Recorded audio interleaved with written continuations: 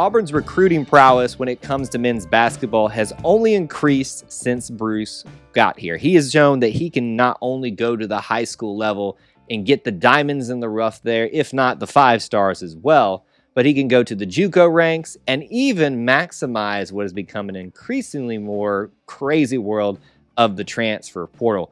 With Jabari and Walker Kessler and others leaving at the end of this year, it opened up a void for a lot of potential players to come in. And now those spaces have been filled.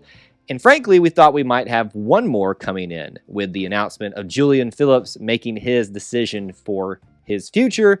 You know by now what he chose, and that is not Auburn. And we're going to break that down, the impact of the program, here today on Ever to Podcast. This is our video and audio podcast series where we talk about the things that are prevalent, news, topical-wise, relevant to the Auburn family at the current time. And we appreciate you joining us, whether you're watching here on YouTube or you are listening on one of the podcast apps out there. We appreciate you stopping in to spend some time with us, and make sure you subscribe so you don't miss this, but also all of the content across the E2C network. So, Julian Phillips, he did not commit to Auburn. How's everybody feeling? I know a lot of you, I've seen your Twitter reactions, your other social media reactions of despair and dismay. And let me go ahead and just say it's not everybody. Not everybody's been that way. And I know some of you do it just for reaction's sake, because that's the nature of social media. Everybody wants to get to the likes, the reactions, the tweets, the comments, all that kind of stuff. I mean, that's what I do here, I guess, too. But Julian Phillips not committing to Auburn and committing to Tennessee is not the end of the world for this program, despite what some people would have you believe. Now, let's just go ahead and say it. It is a disappointment when you don't get a high caliber player like that who was high up on your, or at least we were high up on his list. That is very disappointing. That never gets old when someone doesn't pick you, because it feels like, don't you see what we got going on here? Don't you see what we've done for guys like Walker and Jabari and Isaac Okoro and Chumo Kiki and then other people that are having some success at the professional level? Don't you see that? Don't you think you should get here? So I get the reaction to that, and I also get I want to call it an inferiority complex, but it doesn't feel like we should be losing out to Tennessee, does it? Especially when Bruce Pearl is our head coach. So that kind of rubs us a little bit raw. I will understand that to some degree. But it is not the end of the world. And it does not mean that this team is missing some piece. It does not mean that this team is not prepared to fill the roles and the spaces that has vacated with Walker Kessler, with Jabari Smith. I think personally, and I've been trying to say this a lot, if you've been on our live streams on Wednesday night here on YouTube, you'll know that I preached a lot that this team was already complete and probably didn't really need to have Julian Phillips for sake of other players that are currently on the team that might feel a little left out, squeezed out, might have caused some more transitions, some more transfers to happen. I'm not saying that I know that for a fact, but it kind of feels like the room would get really crowded because Auburn, by the scholarship count, if everybody's doing their math correctly, has one scholarship available left, and that seemed to be ready for Julian Phillips to take that right away.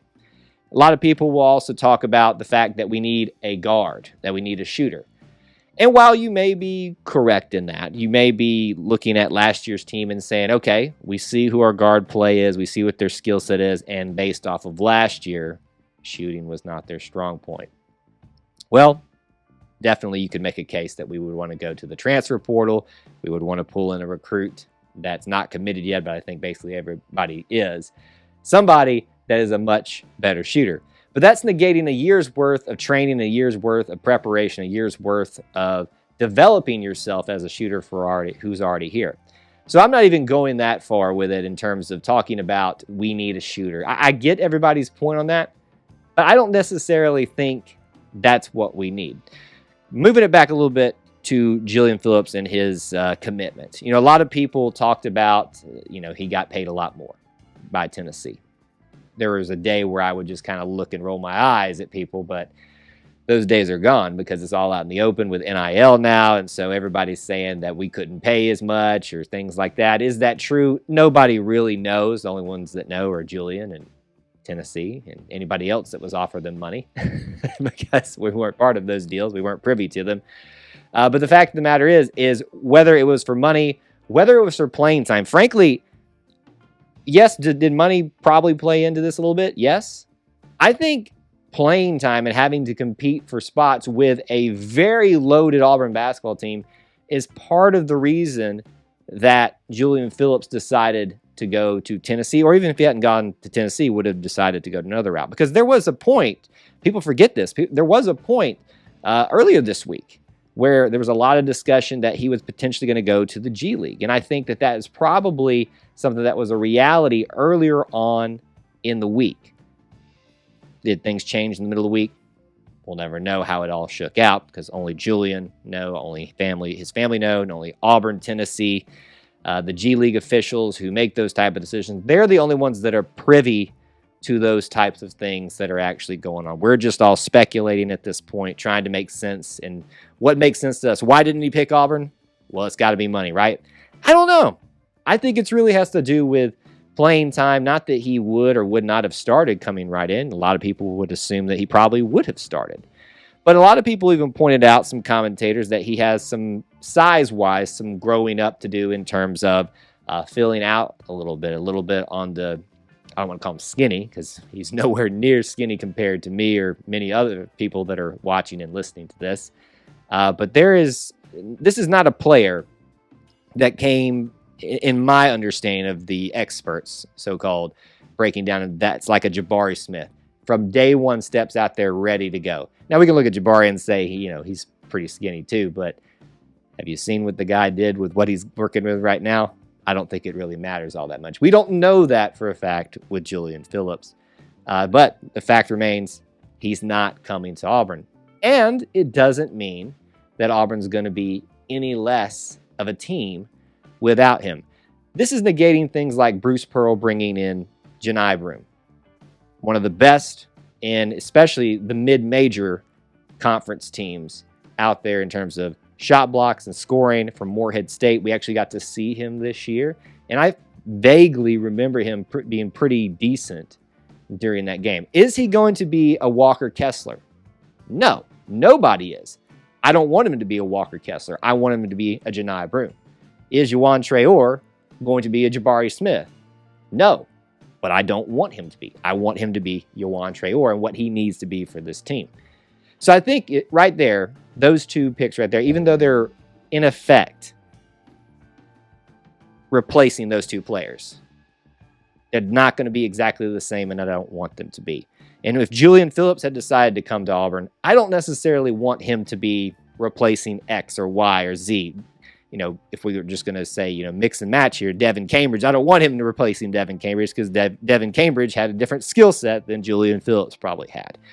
But it will be interesting when we get to see him later on this season. I'm assuming we'll at least see Tennessee once playing and how the teammates take that. Because if you look at some of the reactions on Twitter, I think some of them are even like saying interesting and things like that. I believe I saw some current or former Auburn players mentioning things or saying things that seemed like they were commenting on the decision to go to Tennessee. Will it be the right move?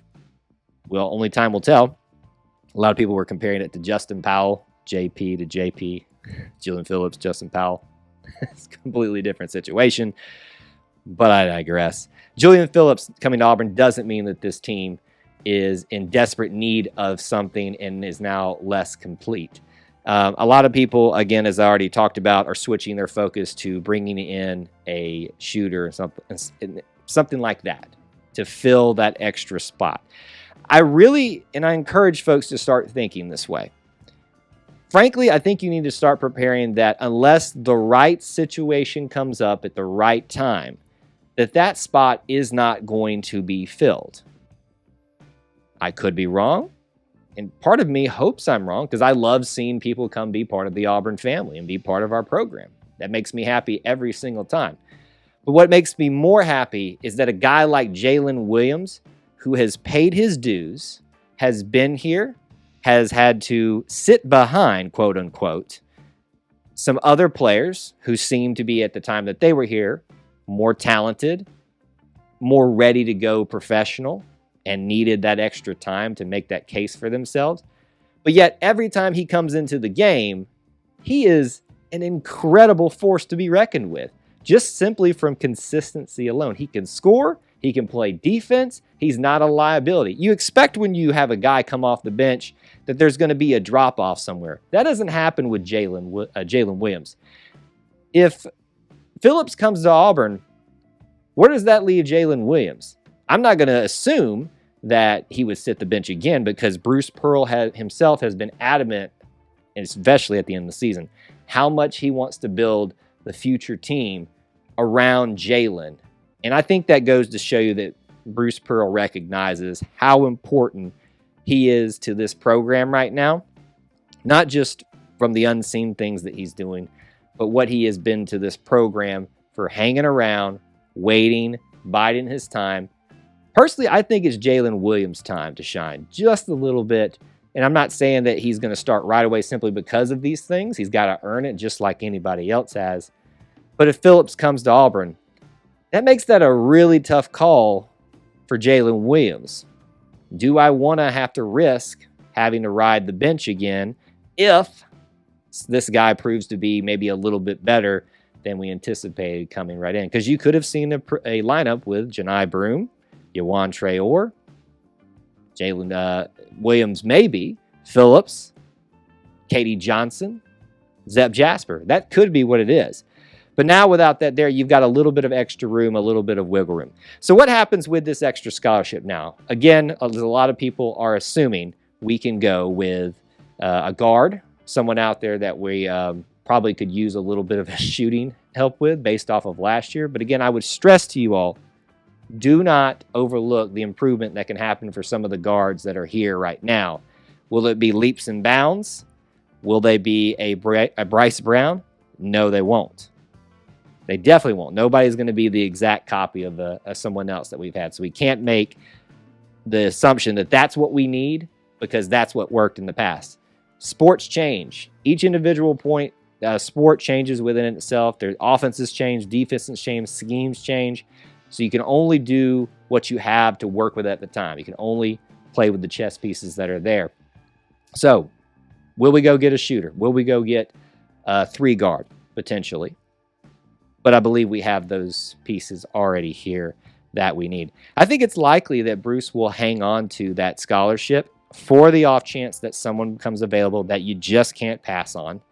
But also what they like to have happen a lot, because these are these feel-good stories, is a senior walk-on who hasn't, or an upperclassman at least, received that scholarship yet. Because if you're able to do that for them, that's one of those big reward things where it doesn't really hurt you. We've seen it happen in the past for players like Patrick Kime, many others. And those are good rewards that you can give them at the time, and it kind of builds that camaraderie around everybody. And it doesn't hurt you in terms of wasting a scholarship for multiple years if you give it to a senior. I'm blanking on their names at the moment, but I believe there are 2 options available currently that you could give that to. If you guys can think of them, please do put them down in the comments section here on YouTube, or you can share on social media if you're listening on the audio formats. So that is a likely option for what happens with that extra scholarship that's still laying around. Yes, we can go get a shooter, potentially. Maybe someone else that we weren't aware was going to be available comes out. But I think it's likely Bruce Pearl keeps that in the back pocket and says, let me just see what happens and keep it for the potential to reward someone for the future that's been here for quite some time. So it's a double thing. And then just another thing that I'm thinking about is in terms of the fallout of Julian Phillips not deciding to come to Auburn. Janai Broome, I think it was, I don't know if it was today or not, but I at least saw the report today. Even though he had committed to come to Auburn, to transfer to Auburn from Morehead State, he had decided to keep himself in the NBA draft just for the time being. Now, I'm not saying that this specific situation is what convinced him to pull his name out, but he has. I think the Julian Phillips thing is having a ripple effect across, obviously, college basketball, but especially Auburn basketball. Less competition, less people to compete for time against, even though they're not playing the same positions, opens up the idea and saying, hey, you know what? This team seems prepared for me to fill this role, and I need to be here now and not just put myself in the NBA draft just because I think I can, I think I should be.